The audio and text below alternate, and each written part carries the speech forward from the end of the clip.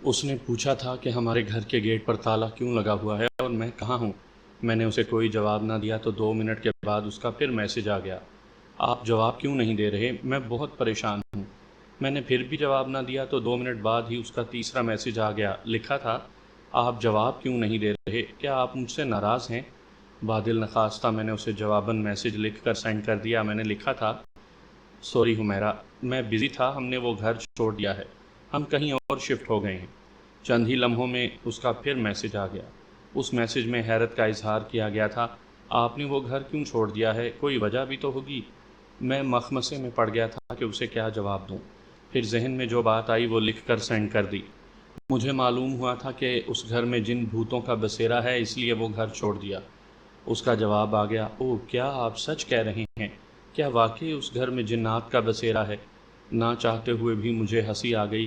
کہتے ہیں کہ ہنسی علاج غم ہے، شاید میں تھوڑی دیر کے لیے اپنا غم بھول گیا تھا۔ میں نے میسج لکھنا شروع کر دیا، ہاں میں سچ کہہ رہا ہوں، چند روز سے مجھے ایک چڑیل دکھائی دے رہی تھی جس نے ہمیں وہ گھر چھوڑنے کا حکم دیا۔ نہ چھوڑنے کی صورت میں اس نے ہمیں مارنے کی دھمکی دی تھی، اس لیے ہمیں وہ گھر چھوڑنا پڑا۔ میں نے یہ لکھ کر میسج سینڈ کر دیا۔ یہ سلسلہ جاری رہا اور میں محظوظ بھی ہوتا رہا۔ اس بار اس نے میسج میں پوچھا تھا، اچھا ان باتوں کو چھوڑیں، یہ بتائیں کیا ہماری دوستی تو قائم رہے گی نا؟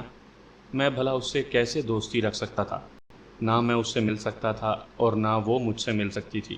میں نے صرف یہی لکھا، میں اس وقت شہر سے باہر موجود ہوں اور کافی بزی ہوں، فری ہو کر بات کروں گا۔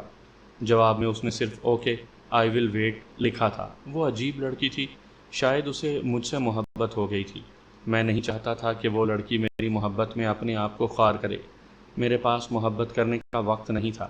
میں نے یہی فیصلہ کیا کہ اس سے زیادہ بات نہیں کروں، اس طرح اس کا دھیان مجھ سے ہٹ جائے گا اور بالآخر ہمارا رابطہ ختم ہو جائے گا۔ میں نے سیل فون سائیڈ ٹیبل پر رکھا اور نائٹ بلب جلا کر لیٹ گیا، لیکن نیند میری آنکھوں سے کوسوں دور تھی۔ دراصل مجھے امی اور مرینا کی فکر لاحق تھی۔ پھر نہ جانے کب نیند کی دیوی مجھ پر مہربان ہو گئی، مجھے پتہ ہی نہ چلا اور میں نیند کی آغوش میں چلا گیا۔ صبح ناشتہ کرنے کے بعد میں نے امی سے باتیں کی۔ ان کی کیفیت رات والی نہیں تھی، البتہ وہ رنجیدہ و غمگین تھی۔ میں نے انہیں یقین دلایا تھا کہ روزینہ دنیا کے جس کونے میں بھی ہوگی میں اسے واپس لے آؤں گا۔ میں انہیں اس دلاسے کے علاوہ اور کیا کہہ سکتا تھا؟ امی خاموش تھیں، جیسے انہوں نے چپ کا روزہ رکھ لیا ہو۔ اچھی بات یہ تھی کہ انہوں نے خاموشی سے ناشتہ کر لیا تھا اور روزینہ کو یاد کر کے واویلا نہیں مچایا تھا۔ ناشتے سے فراغت کے بعد میں نے سیل فون پر حیدر الماس صاحب سے امی کی کنڈیشن کے حوالے سے بات کی۔ انہوں نے بتایا کہ ایک ڈاکٹر ان کا جاننے والا ہے، وہ اس سے بات کر کے مجھے بتائیں گے۔ پھر اسی روز ہی انہوں نے اپنے جاننے والے ڈاکٹر سے امی کے علاج کے حوالے سے بات کر لی اور اسی روز ہی امی کو ایک پرائیویٹ ہسپتال میں ایڈمٹ کروا دیا گیا تھا۔ امی کے ساتھ مرینا رہ رہی تھی، میں بھی وہاں رہنا چاہتا تھا، لیکن حیدر الماس صاحب نے مجھے وہاں نہ رہنے دیا۔ انہیں خدشہ تھا کہ میری جان کو خطرہ ہو سکتا ہے، اس لیے میں واپس آ گیا تھا۔ البتہ حیدر صاحب نے اپنے چند کارندوں کو میری امی اور مرینا کی حفاظت پر مامور کر دیا تھا۔ حیدر الماس نے بھی شاید اپنا ایک گینگ بنایا ہوا تھا جس میں انہوں نے کافی بندے جمع کر رکھے تھے۔ یہ گینگ کیا کام کرتا تھا مجھے اس بارے میں کچھ معلوم نہیں تھا، لیکن میرے دل میں تجسس ضرور تھا اور سوچا تھا کہ وقت آنے پر حیدر الماس صاحب سے ان کے گینگ کے بارے میں بات کروں گا۔ میں نہیں چاہتا تھا کہ میں کسی گینگ میں پھنس کر اپنے آپ کو خوار کروں۔ میں جس مقصد کے لیے ان کے ساتھ ملا تھا وہ پورا کرنا چاہتا تھا۔ ہسپتال سے واپس آنے کے بعد میں نے مرینا سے مسلسل رابطہ رکھا ہوا تھا۔ میں اس سے گاہے بگاہے امی کی طبیعت کے حوالے سے پوچھتا رہتا تھا اور ہر بار وہ تسلی بخش جواب دیتی تھی۔ امی کو ایک علیحدہ کمرے میں ایڈمٹ کیا گیا تھا اور ان کے علاج کے سارے اخراجات حیدر الماس صاحب برداشت کر رہے تھے۔ میں نے ان سے اس بابت بات کی تو انہوں نے مجھ سے کہا کہ وہ نیکی کی خاطر ایسا کر رہے ہیں، اس کے علاوہ انہیں کوئی غرض نہیں ہے۔ میں نے ان کے لہجے اور ان کی آنکھوں میں کسی قسم کا لالچ نہیں دیکھا تھا، بلکہ ان کی آنکھوں میں امی اور مرینا کے لیے احترام دیکھا تھا۔ مرینا نے بتایا تھا کہ حیدر الماس صاحب ہسپتال میں کئی بار آ چکے تھے اور وہ مرینا کو بیٹی کہہ کر مخاطب کرتے تھے۔ امی کا علاج شروع کر دیا گیا تھا اور انہیں ہسپتال میں ایڈمٹ ہوئے 3 روز گزر گئے تھے۔ 3-4 بار تو میں بھی چھپ کر ہسپتال گیا تھا۔ سب کچھ تسلی بخش تھا، اس لیے میں مطمئن تھا۔ شام کے 5 بجے میں ڈرائنگ روم میں بیٹھا ٹی وی پر خبر نامہ دیکھ رہا تھا کہ میرے باس اسماعیل شاہد کی کال آ گئی۔ علی بیٹا، آج میں تم سے ملنے تمہارے گھر گیا تھا، لیکن دروازے پر تالا تھا۔ خیریت تو ہے؟ کہاں ہو تم؟ میں نے جواب دیا، سر میں ایک دوست کے ہاں ٹھہرا ہوا ہوں۔ کیوں؟ وہ چونکے۔ میں آپ کو بتانا بھول گیا تھا سر، وہ دراصل چودھری باسط کو اس گھر کے بارے میں معلوم ہو گیا تھا، اس لیے مجھے وہاں سے فوراً نکلنا پڑا۔ میں نے کہا، کیا کیا کہہ رہے ہو؟ ان کی حیرت میں ڈوبی آواز سنائی دی، مگر کیسے؟ یہ تو انتہائی خوفناک بات ہے۔ پتہ نہیں سر، میں خود بھی حیران ہوں کہ چودھری باسط کو کیسے آپ کے دوست کے گھر کے بارے میں معلوم ہو گیا۔ اگر مجھے تھوڑی سی بھی دیر ہو جاتی تو چودھری باسط نے مجھے مروا دینا تھا، اسی لیے مجھے فیملی سمیت وہاں سے نکلنا پڑا۔ میں نے کہا، بہرحال چودھری باسط میری جان کے در پہ ہے، اس کے کارندے مجھے ہر جگہ تلاش کر رہے ہیں۔ اوہو، یہ تو تشویشناک بات ہے، انہوں نے کہا۔ بہرحال میں نے تمہیں اس لیے فون کیا ہے کہ مجھے ایک ایسے ریکٹ کا پتہ چلا ہے جو لڑکیوں کی اسمگلنگ میں ملوث ہے۔ مجھے یقین ہے کہ تمہاری بہن کے اغوا میں یہی ریکٹ ملوث ہے۔ میں اپنے طور پر معلوم کرنے کی کوشش کر رہا ہوں، جیسے ہی کچھ معلوم ہوتا ہے تو میں تمہیں آگاہ کر دوں گا۔ اسماعیل شاہد صاحب کی بات سن کر میں بے اختیار چونک پڑا۔ مجھے اندھیرے میں امید کی ایک کرن چمکتی ہوئی دکھائی دی۔ میں نے جلدی سے کہا، سر اس ریکٹ کا ہیڈ کون ہے اور ہیڈ کوارٹر کہاں ہے؟ اس ریکٹ کا ہیڈ چودھری ساجد ہی ہے۔ معلوم ہوا ہے کہ یہاں جتنے بھی لڑکیوں کی اسمگلنگ کرنے والے ریکٹ موجود ہیں، ان سب کا ہیڈ چودھری ساجد ہی ہے، اسماعیل شاہد صاحب نے بتایا۔ ہیڈ کوارٹر کے بارے میں تو معلوم نہیں ہو سکا، لیکن اس کے ایک ٹھکانے کے بارے میں پتہ چلا ہے۔ اوہ، کہاں ہے ٹھکانہ؟ میں نے پہلو بدلتے ہوئے پوچھا۔ مانگا پل کے بارے میں جانتے ہو؟ انہوں نے استفسار کیا تو میں چونک پڑا۔ نو بہار نہر وہاڑی چوک سے غالباً 2 فرلانگ کے فاصلے پر تھی۔ اس کے عقب میں مانگا پل کی طرف جانے والی سڑک تھی، جو دنیا پور کی طرف بھی جاتی تھی۔ کئی سال پہلے یہ بے آباد علاقہ تھا، کچی سڑکیں ہوتی تھیں، بجلی نہیں تھی، سرے شام ہی ہو کا عالم طاری ہو جاتا تھا۔ لیکن جب سے ترقیاتی کام ہوئے تھے، اس علاقے کی قسمت ہی بدل گئی تھی۔ پکی سڑکیں بن گئی تھیں، بجلی اور گیس بھی پہنچ گئی تھی، اس لیے اب یہ علاقہ کافی پر رونق ہو گیا تھا۔ میں نے کہا، جی سر، میں جانتا ہوں، مانگا پل سے دور ایک بستی ہے، وہیں کوئی ٹھکانہ ہے۔ سنا ہے اس ٹھکانے کا مالک یاور عباس ہے، وہ چودھری باسط کا دستے راست ہے۔ وہاں اغوا شدہ لڑکیوں کو کچھ عرصہ قید رکھا جاتا ہے، شاید ان کی برین واشنگ کی جاتی ہے، اس کے بعد انہیں دوسرے ملک اسمگل کیا جاتا ہے۔ اسماعیل شاہد صاحب نے کہا، سر کیا یہ پکی اطلاع ہے؟ میں نے چونکتے ہوئے پوچھا۔ 100%، اسماعیل شاہد صاحب پر یقین لہجے میں بولے۔ میرے ذہن میں ایک خیال پیدا ہوا کہ کہیں اسماعیل شاہد صاحب کا تعلق کسی خفیہ ایجنسی سے تو نہیں ہے؟ ہو سکتا ہے کہ وہ سرکس چلانے کے ساتھ ساتھ خفیہ ایجنسی کے لیے بھی کام کرتے ہوں۔ میں ان سے پوچھنا چاہتا تھا، لیکن پوچھتے پوچھتے رہ گیا۔ وہ مجھ سے بڑے تھے، اس لیے مجھ میں ان سے پوچھنے کی جرأت نہیں ہوئی تھی۔ سر پھر تو ہمیں وہاں جلد سے جلد پہنچنا چاہیے، میں نے کہا۔ ہو سکتا ہے میری بہن روزینہ بھی وہیں موجود ہو۔ ہاں ہو سکتا ہے، اسماعیل شاہد صاحب بولے، لیکن میں تمہیں اپنے ساتھ لے کر نہیں جا سکتا، تمہارے لیے خطرہ ہے۔ بقول تمہارے چودھری باسط کے آدمی تمہیں تلاش کر رہے ہیں۔ اگر تم انہیں نظر آ گئے تو وہ تمہیں پکڑ لیں گے، بلکہ ہو سکتا ہے تمہیں ہلاک ہی نہ کر دیں۔ سوری، میں یہ رسک نہیں لے سکتا۔ میں نہیں چاہتا کہ میری وجہ سے تمہاری جان چلی جائے۔ سر اللہ نے چاہا تو مجھے کچھ نہیں ہوگا، میں نے کہا، بس میں وہاں جانا چاہتا ہوں۔ علی تم کیوں اپنی جان خطرے میں ڈال رہے ہو؟ وہ خفگی سے بولے، میں ہوں نا، میں وہاں جا رہا ہوں، میں اکیلا نہیں ہوں گا، خفیہ ایجنسی کے چند لوگ مجھے فالو کریں گے، اگر یاور عباس کو اغوا کرنا پڑا تو وہ بھی کر لیں گے۔ سر پلیز مجھے اپنے ساتھ لے چلیں نا، میں نے ملتجیانہ لہجے میں کہا۔ پلیز سر میری درخواست قبول کر لیں۔ وہ چند لمحے خاموش رہے، پھر بولے، مجھے فکر ہے کہ تم جذبات میں آ کر کوئی غلط قدم نہ اٹھا لو۔ اس بار اسماعیل کے لہجے میں تفکر تھا۔ میں نے احتراماً کہا، سر میں آپ کو یقین دلاتا ہوں کہ میں کوئی غلط قدم نہیں اٹھاؤں گا، آپ جو کہیں گے میں وہی کروں گا، بس آپ سے التماس ہے کہ مجھے اپنے ساتھ وہاں لے چلیں۔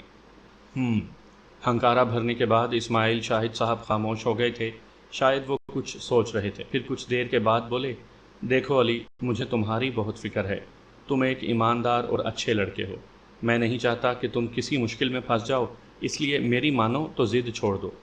وہ مجھے ہر ممکن خطرے سے بچانا چاہتے تھے، اس لیے وہ مجھے قائل کرنے کی حتی المقدور کوشش کر رہے تھے، لیکن میں بھی انہیں قائل کرنے کی بھرپور صحیح کر رہا تھا۔ اس لیے میں نے پر امید لہجے میں کہا، سر مجھے کچھ نہیں ہوگا، آپ میرا یقین کریں، میں کوئی غلط قدم نہیں اٹھاؤں گا۔ لگتا ہے تم میری بات نہیں مانو گے۔ بادل نخواستہ انہوں نے ہتھیار ڈال دیے۔ پھر ایک کام کرو۔ جی بتائیں، میں ہمہ گوش ہوا۔ تم میرے پاس آ جاؤ، ہم دونوں ہی اکٹھے ساتھ چلتے ہیں۔ انہوں نے تجویز پیش کی جو مجھے قابل قبول لگی۔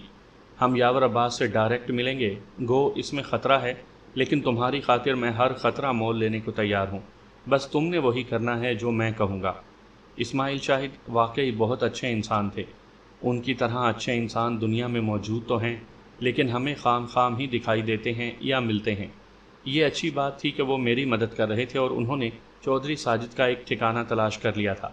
میں نے ممنون لہجے میں کہا، ٹھیک ہے سر، آپ جیسا کہیں گے میں ویسا ہی کروں گا۔ آپ بہت اچھے انسان ہیں۔ مکھن نہ لگاؤ یار، وہ عذرائے تفنن بولے۔ میرے چہرے پر مسکراہٹ ابھر آئی۔ میں مکھن نہیں لگا رہا سر، حقیقت بیان کر رہا ہوں۔ آپ جیسے اچھے انسان اس دنیا میں بہت کم ہیں۔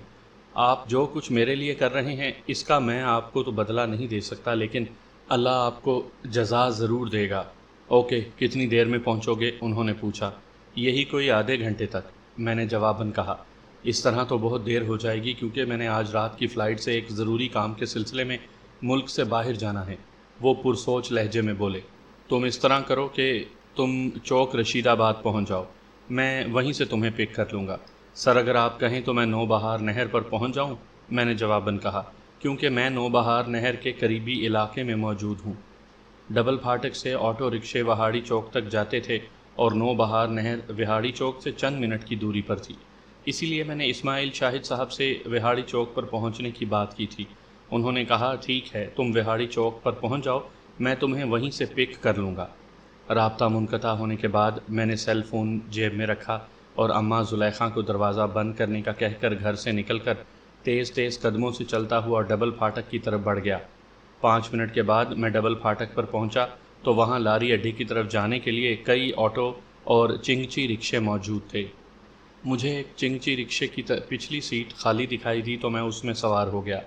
چند لمحوں کے بعد مزید سواریاں بھی سوار ہو گئیں تو ڈرائیور نے چنگچی رکشہ آگے بڑھا دیا۔ چنگچی رکشہ چوک شاہ عباس، ممتاز آباد اور بی سی جی چوک سے ہوتا ہوئے وہاڑی چوک پر پہنچا تو اس وقت 6 بجنے والے تھے۔ راستے میں کئی سواریاں اتری تھیں اور کئی سواریاں سوار ہوئی تھیں۔ میں نے کرایہ ادا کیا اور ایک سائڈ پر ہو کر اسماعیل شاہد کی کار کی تلاش میں ادھر ادھر نظریں دوڑانے لگا۔ میں ان کی کار پہچانتا تھا، اس لیے مجھے قرب و جوار میں ان کی کار دکھائی نہ دی۔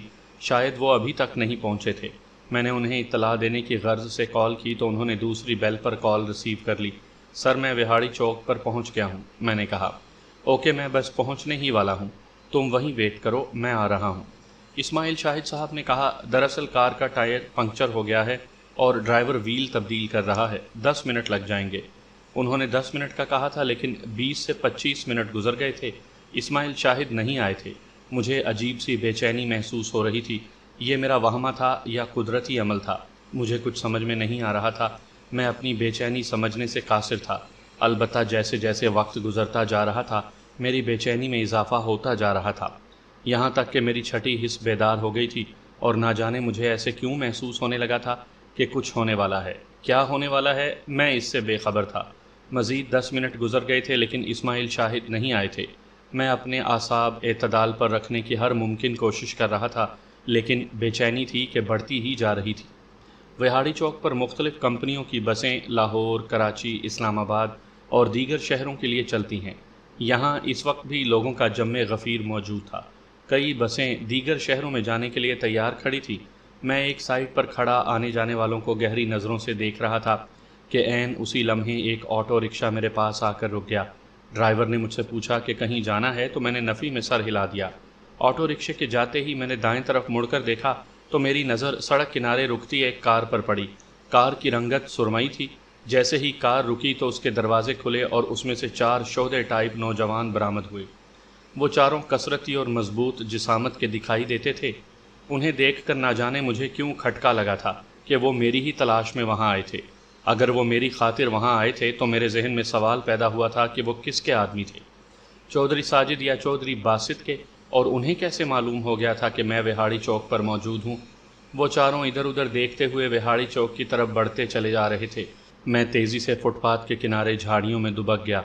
جھاڑیاں اتنی گھنی تھیں کہ ان میں آسانی سے نہ صرف چھپ گیا تھا بلکہ تھوڑی سی جھاڑیاں ہٹا کر ان چاروں کی نقل و حرکت بھی دیکھ سکتا تھا۔ چاروں آگے بڑھنے کے ساتھ ساتھ ایک دوسرے سے باتیں بھی کر رہے تھے۔ مجھے خطرے کی بو محسوس ہو گئی تھی، اس لیے میں جھاڑیوں میں ہی دبکا بیٹھا رہا۔ چند لمحوں کے بعد وہ چاروں اسی طرف آ گئے جہاں میں جھاڑیوں میں موجود تھا۔ میں نے بغور دیکھا تو ایک شودے کے ہاتھ میں ایک چھوٹی سی پستول دبی ہوئی تھی۔ وہ چاروں میرے بارے میں ہی باتیں کر رہے تھے، ساتھ ہی مجھے مغلظات سے بھی نواز رہے تھے، لیکن مجھے ذرا بھی پرواہ نہیں تھی۔ چند ہی لمحے گزرے تھے کہ اچانک میری جیب میں موجود میرے سیل فون کی مترنم بیل بج اٹھی تو ان چاروں کے ساتھ ساتھ میں بھی چونک پڑا۔ عین وقت پر ہی معاملہ خراب ہو گیا تھا۔ یہ فون کس کا بج رہا ہے؟ پستول والے نوجوان نے حیرت بھرے لہجے میں پوچھا۔ میرا فون تو نہیں بج رہا، اس کے ایک ساتھی نے جواب دیا۔ میرا بھی فون نہیں بج رہا، دوسرے ساتھی نے کہا۔ تیسرے نے بھی یہی جواب دیا جو اس کے دوسرے ساتھی دے چکے تھے۔ میں نے جلدی سے جیب میں ہاتھ ڈال کر سیل فون نکالا اور ایک بٹن پریس کر کے اس کی آواز بند کر دی۔ میں نے کال ڈسکنیکٹ کر کے سیل فون جیب میں رکھ لیا۔ میں نے دیکھا کہ وہ چاروں شودے بڑے چوکنے انداز میں چلتے ہوئے اسی طرف بڑھتے آ رہے تھے جدھر میں جھاڑیوں میں دبکا بیٹھا تھا۔ میں خطرے میں گھر گیا تھا، موت میری طرف بڑھ رہی تھی اور میں ہونٹ بھینچے ہوئے تھا۔ میں نے دیکھا کہ پستول والے نوجوان کے دوسرے ساتھی نے بھی اپنی جیب سے پستول نکال لیا تھا۔ میرے پاس فرار کے علاوہ اور کوئی راستہ نہیں تھا۔ اگر میں ان کے ہتھے چڑھ گیا تو یہ مجھے کسی صورت نہیں چھوڑیں گے۔ بادل نخواستہ میرے دماغ نے یہی فیصلہ کیا کہ مجھے یہاں سے فرار ہو جانا چاہیے۔ زندگی ہے تو سب کام ہو جاتے ہیں، اور اگر تشنگی برقرار رہ گئی تو پچھتاوے کے علاوہ کچھ نہیں بچے گا۔ سو میں ان کی نظروں سے بچنے کی کوشش کرتے ہوئے جھکے جھکے انداز میں جھاڑیوں سے نکلا اور ایک طرف بڑھنے لگا۔ مجھے امید تھی کہ ان کی نظر مجھ پر نہیں پڑی ہوگی، لیکن یہ میری خام خیالی ہی ثابت ہوئی۔ انہوں نے مجھے مشکوک انداز میں جاتے ہوئے دیکھا تو وہ چاروں میری طرف لپکے۔ وہ جا رہا ہے، ایک نوجوان کی آواز میری سماعت سے ٹکرائی۔ پکڑو اسے۔ میں نے یکلخت مڑ کر دیکھا تو وہ چاروں شودے دوڑتے ہوئے میری طرف آ رہے تھے۔ میں نے وہاں سے بھاگنے میں ایک لمحے کی بھی دیر نہ لگائی۔ سڑک کراس کرتے ہی مجھے ایک گلی دکھائی دی اور میں دوڑتا ہوا اس گلی میں داخل ہو گیا۔ میرے اندازے کے مطابق گلی 15 فٹ چوڑی تھی اور جا بجا کوڑے کرکٹ کے ڈھیر پڑے ہوئے تھے۔ کئی جگہ تو پھسلن بھی تھی، لیکن میں بے پرواہ دوڑتا جا رہا تھا۔ وہ چاروں شودے بھی میرے پیچھے آ رہے تھے۔ ایک شودے نے مجھ پر گولی چلا دی تھی، شاید اس کی پستول پر سائلنسر لگا ہوا تھا، اس لیے گولی کی آواز بہت مدھم تھی، لیکن خوش بختی سے اس کا نشانہ خطا گیا تھا۔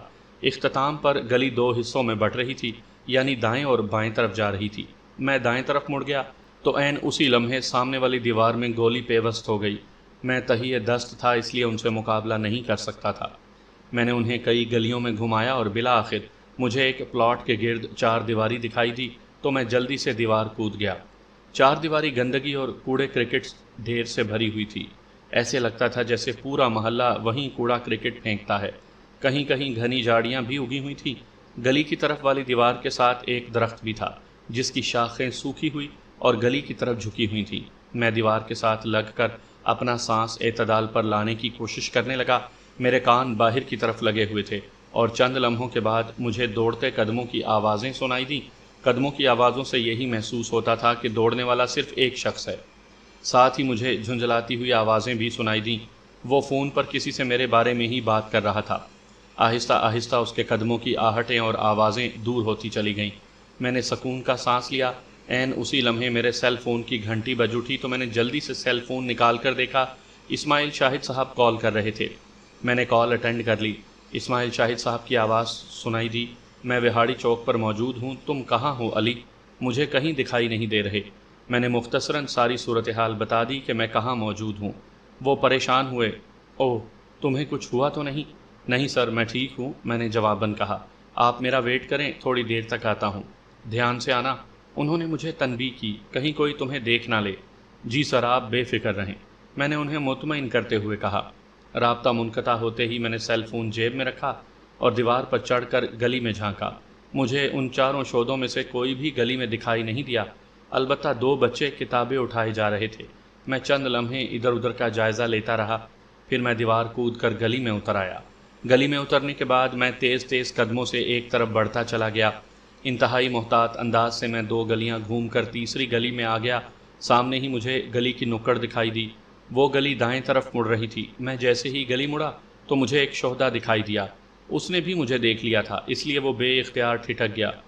یار، تم نے بہت تھکا دیا ہے بھگا بھگا کر، وہ ایسے بے تکلفی سے بول رہا تھا جیسے میں اس کا لنگوٹیا یار ہوں، حالانکہ وہ مجھ سے عمر میں خاصا بڑا تھا۔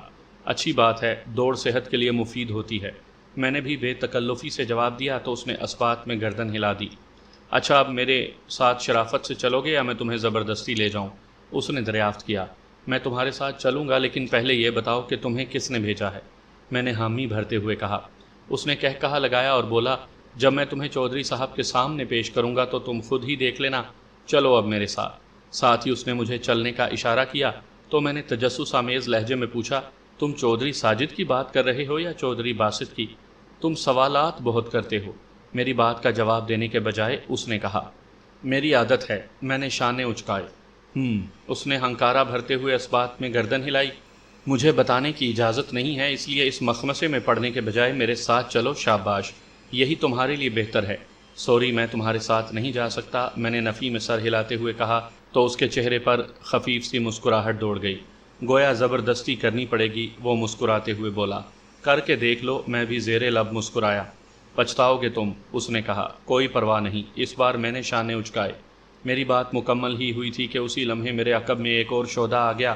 وہ اچانک ہی آیا تھا اور آتے ہی اس نے مجھے بازوؤں سے پکڑنے کی کوشش کی، لیکن میں چکنی مچھلی کی طرح اس کی گرفت سے نکل گیا۔ ساتھ ہی میں نے اسے زور سے دھکا بھی دے دیا تھا۔ وہ نہ صرف لڑکھڑایا بلکہ زمین بوس بھی ہو گیا تھا۔ اس نے مجھے غلیظ گالی سے نوازا اور اٹھنے لگا تو میں نے جلدی سے اس کے پاس سے گزرتے ہوئے اس کی پسلیوں پر پاؤں کی ٹھوکر ماری۔ وہ کرا اٹھا۔ دوسرے ہی لمحے میں نے دوڑ لگا دی۔ پہلا شہدا اپنے ساتھی کی پرواہ کیے بغیر مجھے غلیظ گالیوں سے نوازتا ہوا میرے پیچھے آنے لگا۔ اس کے دوڑنے کی رفتار قدرے تیز تھی، اس لیے جلد ہی اس نے مجھے چھاپ لیا۔ تیری، اس نے مجھے گندی گالی دی، تو شرافت کی زبان سمجھتا ہی نہیں۔ اس نے شاید مجھے ہلکا لے لیا تھا۔ میں نے یک لخت اپنے جسم کو موڑتے ہوئے اپنے بازو چھڑائے اور اس کی ناک پر زور سے مکہ مارا۔ وہ نہ صرف کراہا بلکہ اس کی ناک سے خون بھی نکل آیا۔ وہ ایک گھر کے باہر بنے تھلے پر بیٹھ کر اپنا ناک سہلانے لگا۔ میں اسے کراہتا چھوڑ کر آگے بڑھ گیا۔ اس کے پاس کوئی ہتھیار نہیں تھا، ورنہ وہ مجھے کور کرنے کی کوشش ضرور کرتا۔ یہ میرے لیے اچھا ہی ہوا تھا، ورنہ خواہ مخواہ کسی مشکل میں پڑ سکتا تھا۔ گلی کی نکڑ مڑنے سے پہلے میں نے مڑ کر دیکھا تو ناک پر مکہ کھانے والا شودا بدستور تھلے پر بیٹھا ہوا تھا، جبکہ اس کا ساتھی تیز تیز قدموں سے چلتا ہوا اس کے پاس جا رہا تھا۔ میں نے صرف ایک نظر دیکھا اور مختلف گلیوں میں گھومنے لگا۔ وہ گلیاں کم، غلام گردش زیادہ تھی۔ مجھے خطرہ تھا کہ کہیں باقی شودوں سے آمنا سامنا نہ ہو جائے۔ اسماعیل شاہد صاحب وہاڑی چوک پہنچ چکے تھے اور میرا انتظار کر رہے تھے۔ اچھا ہوا کہ میرا باقی شودوں سے آمنا سامنا نہیں ہوا اور میں بلا آخر وہاڑی چوک پر پہنچ گیا۔ اسماعیل شاہد صاحب ایک سائیڈ پر اپنی کار کے پاس کھڑے تھے۔ میں ان کے پاس پہنچ گیا۔ وہ میری طرف متوجہ ہوئے اور بولے، جلدی سے کار میں بیٹھو، کہیں کوئی تمہیں دیکھ نہ لے۔ میں اس بات میں گردن ہلاتا ہوا پیسنجر سیٹ پر بیٹھ گیا، جبکہ اسماعیل شاہد صاحب ڈرائیونگ سیٹ پر بیٹھ چکے تھے۔ چند لمحوں کے بعد کار نوبہار نہر کی طرف جانے والی سڑک پر دوڑ رہی تھی۔ تم نے انہیں کیسے چکما دیا؟ میں نے انہیں مختصراً بتا دیا کہ میں کیسے گنڈوں کو چکر دے کر نکلا ہوں۔ انہوں نے میری بہادری کو سراہا۔ اس کے بعد ہمارے درمیان گہری خاموشی طاری ہو گئی۔ میں نے ایک بات خاص طور پر نوٹ کی تھی، وہ یہ کہ اسماعیل شاہد صاحب قدرے خاموش، محتاط اور متفکر دکھائی دے رہے تھے۔ شاید میری وجہ سے ان کی یہ کیفیت ہو رہی تھی۔ میں دل ہی دل میں شرمندہ بھی ہو رہا تھا کہ وہ میری وجہ سے پریشان تھے۔ میں نے خاموشی کو توڑتے ہوئے کہا، سر، آپ کو میری وجہ سے تکلیف اٹھانا پڑ رہی ہے۔ وہ مسکرا دیے۔ کوئی بات نہیں علی بیٹا، تمہاری مدد کرنا میں اپنا فرض سمجھتا ہوں۔ شکریہ سر، میرے لہجے میں ممنونیت تھی۔ اٹس اوکے، انہوں نے بے پرواہ انداز میں کہا۔ وہ دوبارہ مسکرائے، لیکن اس بار ان کی مسکراہٹ میں عجیب سی کیفیت شامل تھی۔ نہ جانے مجھے اس لمحے کیوں اسماعیل شاہد صاحب پر اسرار سا دکھائی دیے۔ مجھے ان کی مسکراہٹ میں عجیب سی کوئی چیز لگی تھی۔ ان کی مسکراہٹ میں کچھ تو تھا، لیکن میری سمجھ سے بالا تر تھا۔ سر، مجھے ایک بات الجھا رہی ہے، میں نے تجسس آمیز لہجے میں کہا۔ وہ کیا؟ انہوں نے ایک نظر مجھ پر ڈالی اور پھر سامنے دیکھتے ہوئے محتاط ڈرائیونگ کرنے لگے۔ مجھے سمجھ نہیں آ رہی کہ میرے دشمنوں کو میری وہاڑی چوک پر موجودگی کی خبر کیسے مل گئی۔ میں نے اپنا خدشہ بیان کیا۔ وہ پرسوچ اور پرغور لہجے میں بولے، واقعی یہ غور طلب بات ہے، شاید تمہاری نگرانی کی جا رہی ہو۔ میری نگرانی؟ میں چونکا۔ سر، اگر میری نگرانی کی جا رہی ہوتی تو میرے دوست کا گھر بھی ٹریس کر لیا جاتا، پھر اور شاید میں آپ کے ساتھ اب نہ ہوتا۔ وہ میری بات پر قائل ہو گئے، بولے، ہاں یہ بات بھی ہے، لیکن سوال پھر وہی ہے کہ آخر چودھری ساجد یا چودھری باسط کو کیسے پتہ چلا کہ تم وہاڑی چوک پر موجود ہو؟ میرے پاس اس بات کا جواب نہیں تھا، میرا ذہن بھی الجھ گیا تھا۔ مجھے یاد تھا جب میں غریب آباد والی کوٹھی میں موجود تھا تو مجھے حیدر الماس صاحب نے اطلاع دی تھی کہ چودھری باسط کو اس کوٹھی کے بارے میں معلوم ہو گیا ہے۔ اب بھی ویسی ہی صورتحال درپیش تھی۔ آخر میرے دشمنوں کو کیسے پتہ چل گیا تھا کہ میں وہاڑی چوک پر موجود ہوں؟ میں اسی سوچ میں مبتلا تھا کہ عین اسی لمحے اسماعیل شاہد صاحب کے سیل فون کی مترنم بیل گنگنا اٹھی۔ ان کا سیل فون کار کے ڈیش بورڈ پر پڑا تھا۔ انہوں نے بائیں ہاتھ سے فون اٹھا لیا۔ میں اسماعیل شاہد صاحب کی آواز پر سوچ کی دنیا سے باہر نکل آیا۔ ہاں بولو۔ اوہو، مجھے تو یاد ہی نہیں تھا۔ ٹھیک ہے، تم رات 10 بجے میٹنگ رکھ لو، میں 10 بجے تک پہنچ جاؤں گا۔ اوکے۔ انہوں نے سیل فون آف کر کے ڈیش بورڈ پر رکھنے کے بجائے اپنی جیب میں رکھ لیا۔ پھر انہوں نے ایک طائرانہ نظر مجھ پر ڈالی اور سامنے کی طرف متوجہ ہوتے ہوئے بولے، مجھے تو یاد نہیں تھا کہ آج میں نے ایک بزنس میٹنگ میں شرکت بھی کرنی تھی۔ خیر، میں نے کوئی جواب نہ دیا، صرف اسبات میں گردن ہلا دی۔ ہم نوبہار نہر کے اوپر بنے پل سے ہوتے ہوئے مانگا پل والی سڑک پر آ گئے۔ شام ہو رہی تھی، اس لیے وہاں برگر شاپس اور ہوٹلوں پر خوب رونقیں لگی ہوئی تھیں۔ تقریباً 20 منٹ کے سفر کے بعد ہم مانگا پل پر پہنچ گئے۔ وہ ایک چھوٹی سی نہر تھی جس کے دائیں بائیں کچے اور ناہموار راستے بنے ہوئے تھے، اور وہ راستے دور دراز کے دیہاتوں تک جاتے تھے۔ نہر کے پل سے تھوڑا آگے کئی دکانیں، ہوٹل اور کلینک تھے۔ اسماعیل شاہد صاحب نے نہر کے کنارے کار روک کر ہاتھ کے اشارے سے ایک نوجوان کو بلایا تو وہ آ گیا۔ سنو، ہم نے خیر پور گاؤں جانا ہے، اسماعیل شاہد صاحب نے کہا۔ آپ اس طرف سے چلے جائیں، یہ راستہ سیدھا خیر پور گاؤں جاتا ہے۔ نوجوان نے مشرقی سمت اشارہ کرتے ہوئے جواب دیا تو اسماعیل شاہد صاحب نے اسبات میں سر ہلاتے ہوئے کار کا رخ موڑا اور اسے نوجوان کے بتائے گئے راستے پر ڈال دیا۔ کار کچے اور ناہموار راستے پر ہچکولے کھاتی ہوئی آگے بڑھ رہی تھی۔ اس دوران ہمارے درمیان خاموشی چھائی رہی تھی۔ اسماعیل شاہد صاحب نے بتایا کہ انہیں خفیہ ایجنسی کے بندے فالو کریں گے، لیکن مجھے تو کہیں بھی کوئی ایسی کار یا جیپ دکھائی نہیں دی تھی جس پر یہ گمان ہوتا کہ اس میں خفیہ ایجنسی کے بندے سوار ہیں، اور اسماعیل شاہد صاحب کو وہ فالو کر رہے ہیں۔ تقریباً آدھے گھنٹے کے سفر کے بعد ہم خیر پور گاؤں پہنچ گئے۔ اندھیرا بھی پھیل گیا تھا۔ گاؤں تو کافی بڑا تھا لیکن آبادی کم تھی۔ کچے پکے مکانات کی پیشانیوں پر پیلے بلب ستاروں کی مانند ٹمٹماتے ہوئے اندھیرے کو دور کرنے کی ناکام کوشش کر رہے تھے۔ ہم تھوڑی ہی دور پہنچے تھے کہ اسماعیل شاہد صاحب کا سیل فون ایک بار پھر مترنم گھنٹی سے گنگنا اٹھا۔ انہوں نے کار کی رفتار ہلکی کی اور جیب سے فون نکال کر ایک نظر اسکرین پر ڈالی اور کال ریسیو کر کے کان سے لگا لیا۔ بولو جنید، کیا رپورٹ ہے؟ دوسری طرف سے کچھ سننے کے بعد ان کے چہرے کے تاثرات بدل گئے۔ کار روک کر وہ بولے، ویری بیڈ، کیا تم نے سارا علاقہ چھان مارا ہے؟ ان کی بات پر میں بھی بے اختیار چونک پڑا۔ دوسری طرف سے بات سننے کے بعد انہوں نے ہونٹ بھینچتے ہوئے کہا، کیا وہ پہنچ گئے ہیں؟ کیا یہ حتمی اطلاع ہے؟ اوہو، ٹھیک ہے، تم واپس چلے جاؤ، میں بھی یہاں سے نکل رہا ہوں۔ آخر میں ان کا لہجہ تشویش سے لبریز تھا۔ پھر انہوں نے سیل فون ڈیش بورڈ پر رکھ دیا۔ ان کے چہرے پر تناؤ کی سی کیفیت ابھر آئی تھی۔ وہ کار سٹارٹ کر کے موڑنے لگے تو میں نے پوچھا، کیا ہوا سر، ہم واپس کیوں جا رہے ہیں؟ علی، اطلاع فیک ثابت ہوئی ہے، وہ جواباً بولے۔ اطلاع ملی ہے کہ یاور عباس نام کا کوئی شخص یہاں نہیں رہتا اور نہ ہی چودھری ساجد کا یہاں کوئی ریکٹ ہے۔ ہمیں بھٹکانے کے لیے غلط اطلاع دی گئی تھی۔ ہمیں پکڑنے کے لیے انہوں نے بندے روانہ کر دیے ہیں جو اسی طرف آ رہے ہیں۔ میں چونکا اور الجھن آمیز لہجے میں بولا، ہم سے مراد آپ اور میں؟ ظاہر ہے ہم سے مراد ہم دونوں ہی ہیں۔